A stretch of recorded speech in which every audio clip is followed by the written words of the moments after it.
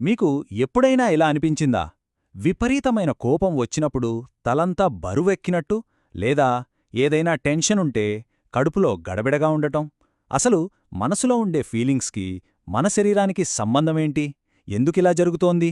మనసుకి, శరీరానికి, వ్యాధికి మధ్య ఉన్న ఈ ఇంట్రెస్టింగ్ కనెక్షన్ గురించే ఈరోజు మనం తెలుసుకోబోతున్నాం.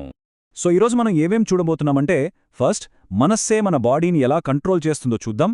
ఆ తర్వాత మన ఇమోషన్స్ మనలోని ఎనర్జీని ఎలా డిస్టర్బ్ చేస్తాయో, లాంగ్ టర్మ్లో అవే రోగాలుగా ఎలా మారతాయో కూడా తెలుసుకుందాం.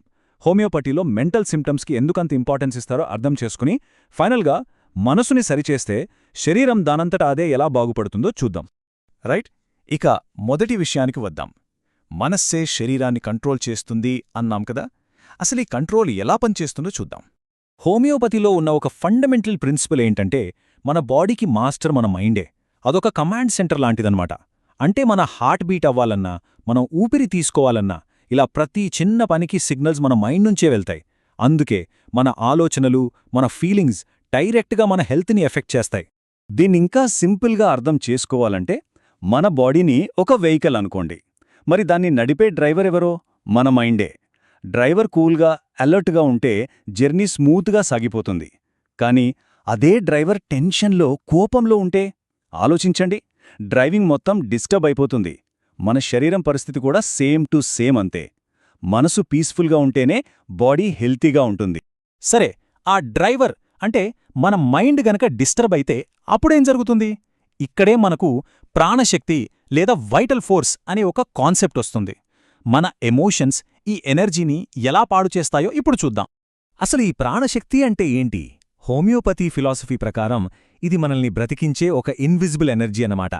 మనల్ని హెల్దీగా, యాక్టివ్గా ఉంచేది ఇదే.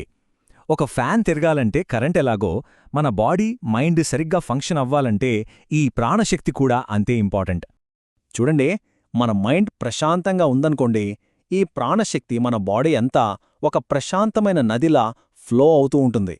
కానీ ఎప్పుడైతే కోపం, భయం, విపరీతమైన బాధలాంటి స్ట్రాంగ్ ఎమోషన్స్ వస్తాయో, అవి ఆ నదిలో విసిరిన పెద్ద పెద్ద రాళ్లలాంటివి. అవి ఆ ఫ్లోని డిస్టర్బ్ చేస్తాయి, ఒక అలజడిని క్రియేట్ చేస్తాయి. సరిగ్గా ఈ డిస్టర్బెన్సే అనారోగ్యానికి ఫస్ట్ స్టెప్. సరే, అప్పుడప్పుడు వచ్చే చిన్న చిన్న ఎమోషన్స్ వల్ల కలిగే డిస్టర్బెన్స్ని బాడీ మేనేజ్ చేసుకుంటుంది. కానీ అవే ఎమోషన్స్ నెలల తరబడి, సంవత్సరాల తరబడి మనసులోనే ఉండిపోతే అప్పుడు పరిస్థితి ఏంటి? అవి ఫిజికల్ డిజీజెస్గా ఎలా మారతాయో ఇప్పుడు చూద్దాం. ఈ ప్రాసెస్ని మనం ఒక 4 స్టెప్స్లో అర్థం చేసుకోవచ్చు. ఫస్ట్, కోపం, ఆందోళన లాంటి ఒక స్ట్రాంగ్ ఎమోషన్ మనసులో చాలా కాలం పాటు ఉండిపోతుంది. దీనివల్ల మన ప్రాణశక్తి కంటిన్యూస్గా డిస్టర్బ్ అవుతూనే ఉంటుంది. ఇక మూడో స్టెప్లో ఈ నెగటివ్ ఎనర్జీ మన బాడీలో ఏ పార్ట్ అయితే వీక్గా ఉందో దాన్ని టార్గెట్ చేస్తుంది. ఫైనల్గా ఆ మైండ్లో ఉన్న డిస్టర్బెన్స్ ఆ వీక్ ఆర్గాన్లో ఒక ఫిజికల్ డిజీజ్గా బయటపడుతుంది. ఫర్ ఎగ్జాంపుల్, చాలా కాలం పాటు కోపాన్ని అణుచుకుంటే అది మన హార్ట్ మీద ప్రెషర్ పెంచి హార్ట్ ప్రాబ్లమ్స్కి కారణం అవ్వొచ్చు. అలాగే కంటిన్యూస్గా వర్రీ అవుతూ ఉంటే అది మన డైజెస్టివ్ సిస్టమ్ని దెబ్బతీసి స్టమక్ అల్సర్స్కి దారితీయొచ్చు. ఇలా ఒక్కో ఎమోషన్ బాడీలో ఒక్కో వీక్ స్పాట్ని టార్గెట్ చేస్తుందన్నమాట. రైట్, డిజీజ్కి రూట్ కాజ్ మైండ్ అని మనకు అర్థమైంది. మరి ట్రీట్మెంట్ ఎలా ఉండాలి? హోమియోపతి ఈ ప్రిన్సిపల్ని ప్రాక్టికల్గా ఎలా అప్లై చేస్తుందో ఇప్పుడు చూద్దాం. ఇక్కడ చాలామందికి ఒక డౌట్ రావచ్చు. ప్రాబ్లమేమో బాడీలో ఉంది.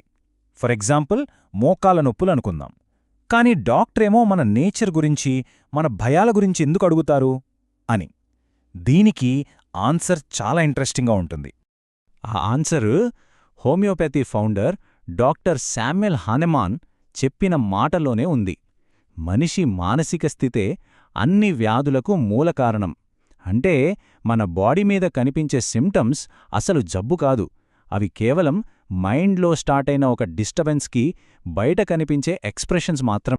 ఒక చెట్టుకి పైన కనిపించే ఆకులు, పువ్వులు లాంటివి ఫిజికల్ సిమ్టమ్స్. కాని అసలైన రూట్స్ ఎక్కడుంటాయి? భూమి లోపల. అలాగే డిజీజ్కి అసలైన రూట్ మనసు లోపల ఉంటుంది. అందుకే హోమియోపతి డాక్టర్లు జస్ట్ పైకి కనిపించే ప్రాబ్లంని మాత్రమే చూడరు. ఆ మనిషి యొక్క నేచరేంటి, వాళ్ల మెంటల్ స్టేట్ ఎలా ఉంది అని డీప్గా అర్థం చేసుకుంటారు. ఎందుకంటే రియల్ ట్రీట్మెంట్ స్టార్ట్ అయ్యేది అక్కడే కాబట్టి. ఇక ఫైనల్గా చాలా ఇంపార్టెంట్ పాయింట్కొచ్చేసాం. మనస్సుని హీల్ చేస్తే బాడీ ఎలా హీల్ అవుతుంది? ఇది చాలా సింపుల్ లాజిక్ కదా. ప్రాబ్లం ఎక్కడ స్టార్ట్ అయిందో సొల్యూషన్ కూడా అక్కడే వెతకాలి. డిజీజ్ రూట్ మనస్సులో ఉన్నప్పుడు హీలింగ్కి దారి కూడా మనస్సులోనే ఉంటుంది. మైండ్లోనే ఆ డిస్టర్బెన్స్ని మనం సెట్ చేస్తేనే కంప్లీట్ హెల్త్ సాధ్యం. మరి మైండ్ని కామ్గా ఉంచడం ఎలా? పాజిటివ్గా ఆలోచించటం, రోజూ కాసేపు మెడిటేషన్ చేయడం, స్ట్రెస్ లేని ఒక పీస్ఫుల్ లైఫ్ స్టైల్, లేదా మంచి మ్యూజిక్ వినడం. ఇవన్నీ చూడటానికి చిన్న విషయాల్లాగే అనిపించొచ్చు, కానీ మన మైండ్ని కూల్ చేసి మన ప్రాణశక్తిని మళ్లీ బ్యాలెన్స్ చేయడానికి ఇవి చాలా హెల్ప్ చేస్తాయి. ఎప్పుడైతే మన మైండ్ పీస్ఫుల్ అవుతుందో ఆ వైటల్ ఫోర్స్లోని డిస్టర్బెన్స్ ఆగిపోతుంది, అది మళ్లీ స్టేబుల్ అవుతుంది. ఆ తర్వాత మన బాడీ తన హీలింగ్ ప్రాసెస్ని తానే స్టార్ట్ చేసుకుంటుంది. గుర్తుంచుకోండి, మన బాడీకి సెల్ఫ్ హీలింగ్ పవర్ ఉంటుంది. మనం చేయాల్సిందల్లా దానికి ప్రశాంతమైన మనసుతో సపోర్ట్ ఇవ్వడమే.